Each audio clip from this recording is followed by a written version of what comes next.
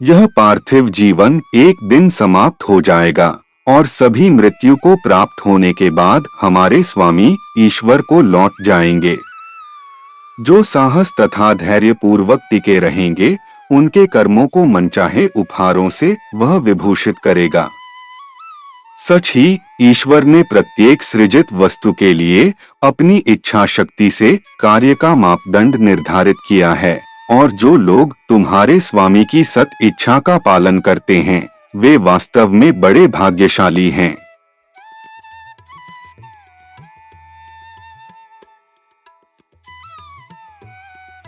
यह बहाई उद्धरण हमें जीवन के वास्तविक उद्देश्य और उसकी अस्थायी प्रकृति की याद दिलाता है।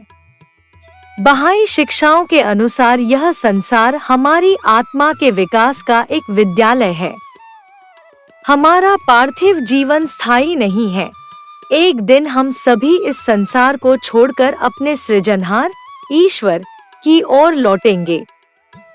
इस उद्धरण में कहा गया है कि जो लोग जीवन की कठिनाइयों, परीक्षाओं और चुनौतियों के बीच साहस, धैर्य और विश्वास के साथ दृढ़ बने रहते हैं, ईश्वर उनके प्रयासों और कर्मों को व्यर्थ नहीं जाने देता। वह उन्हें आध्यात्मिक पुरस्कारों और अपनी कृपाओं से विभूषित करता है। यहाँ मनचाहे उपहार का अर्थ केवल भौतिक वस्तुओं से नहीं, बल्कि ईश्वर की निकटता, आंतरिक शांति, आध्यात्मिक उन्नति और दिव्य प्रेम से भी है।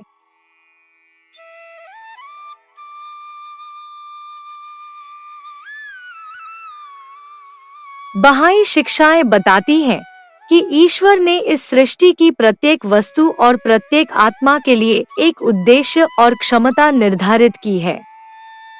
जब मनुष्य ईश्वर की इच्छा के अनुरूप जीवन जीता है, सत्य, न्याय, प्रेम और सेवा के मार्ग पर चलता है, तब वह अपनी वास्तविक क्षमता को विकसित कर पाता है।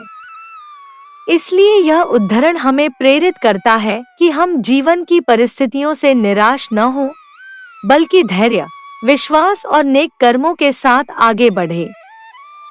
जो लोग ईश्वर की सत इच्छा का पालन करते हैं और मानवता की सेवा में अपना जीवन समर्पित करते हैं, वही वास्तव में भाग्यशाली और सफल हैं।